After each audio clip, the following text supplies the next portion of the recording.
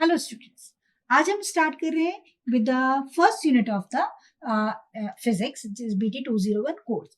इसके अंदर हम पढ़ेंगे wave nature of the particle and Schrodinger equation. Basically हम डील कर रहे हैं विद द क्वांटम मैकेनिक्स। यहाँ पर हम ये देखेंगे कि क्वांटम मैकेनिक्स की आवश्यकता क्यों हुई, क्या ड्रॉबैक्स थे। पिछले आपने स्कूल्स में पढ़े होंगे क्लासिकल मैकेनिक्स, जहां पर हमने पार्टिकल को एक अलग तरह से ट्रीट किया था और वेव को अलग, मतलब पार्टिकल नेचर को हम अलग तरह से ट्रीट करते थे, उनकी इक्वेशंस और वेव नेचर को। पर ऐसे क्या ड्रॉबैक्स थे क्लासिकल फिजिक्स के जिसके कारण हमें क्वांटम फिजिक्स की आवश्यकता पड़ी, इसको हम देखेंगे introduction to the quantum mechanics में, जिसमें हम कुछ कुछ एक्सपेरिमेंट्स भी देखेंगे जो प्रूव करते हैं कि क्वांटम मैकेनिक्स कैसे की आवश्यकता क्यों हुई। जैसे फोटो इलेक्ट्रिक इफेक्ट जो हम क्लासिकल फिजिक्स से नहीं एक्सप्लेन कर पाए, एंड बहुत सारे एग्जाम्पल्स।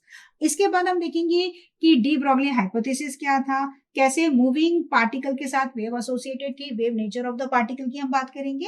और जब हम क्वांटम फिजिक्स में थोड़ा डीप में जाएंगे तो हम देखेंगे फेज वेलोसिटी कैसे कहते हैं और ग्रुप वेलोसिटी। अभी तक हमने पढ़ा है वेलोसिटी टर्म, ठीक है, पर फेज वेलोसिटी जब पार्टिकल के साथ एक वेव एसोसिएटेड है और उसके मूव करने के कारण जो उसका फेज में अगर चेंज नहीं आता है ना, तो हम फेज वेलोसिटी की बात करेंगे। और एक पार्टिकल के साथ एक से ज्यादा वेव एसोसिएटेड है और उनकी वेलोसिटी के लिए हम उनके डेरिवेशंस को निकालेंगे। तो हम क्या देखेंगे, फेज वेलोसिटी क्या होती है, उसका फॉर्मूला निकालेंगे, उसका डेरिवेशन निकालेंगे, ग्रुप वेलोसिटी क्या होती है और उसका डेरिवेशन निकालेंगे फॉर्मूला। फिर हम निकालेंगे relation between the group and the phase velocity. इसको हम तीन अलग अलग टुकड़ों में देखेंगे। एक रिलेशन है आपका Vg is equal to Vp minus dVp by D lambda. दूसरा group velocity is equal to particle velocity की हम बात करेंगे, है ना, Vg into Vp is equal to c square relativistic case. ऐसे अलग अलग केसेस में हम रिलेशन देखेंगे कि ग्रुप वेलोसिटी और फेज वेलोसिटी आपस में किस तरह से रिलेटेड। फिर हम आएंगे हाइजेनबर्ग अनसर्टेनिटी प्रिंसिपल पे, जो कि आपने शायद स्कूल में भी पढ़ा होगा। हाइजेनबर्ग ने क्या कहा था कि हम अगर पार्टिकल, मतलब माइक्रोस्कोपिक पार्टिकल की हम बात करें, जो भी क्वांटम फिजिक्स है वो deals with the microscopic particle. तो अगर हम ये बात करें कि हम साइमल्टेनियसली पोजीशन और मोमेंटम किसी भी पार्टिकल का 100% एक्यूरेसी के साथ नहीं निकाल सकते।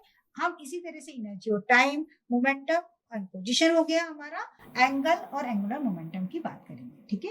और इसके बाद हम इसके डेरिवेशन देखेंगे और इसकी एप्लीकेशन देखेंगे, कहाँ कहाँ हम अनसर्टेनिटी प्रिंसिपल को लगा सकते हैं। जैसे उदाहरण के तौर पे मैं कहूँ कि electron can not reside inside the nucleus, तो हम ऐसे कुछ एप्लीकेशंस देखेंगे जहां पर हम देखेंगे कि हाइजेनबर्ग अनसर्टेनिटी प्रिंसिपल कहाँ कहाँ लगाया जा सकता है।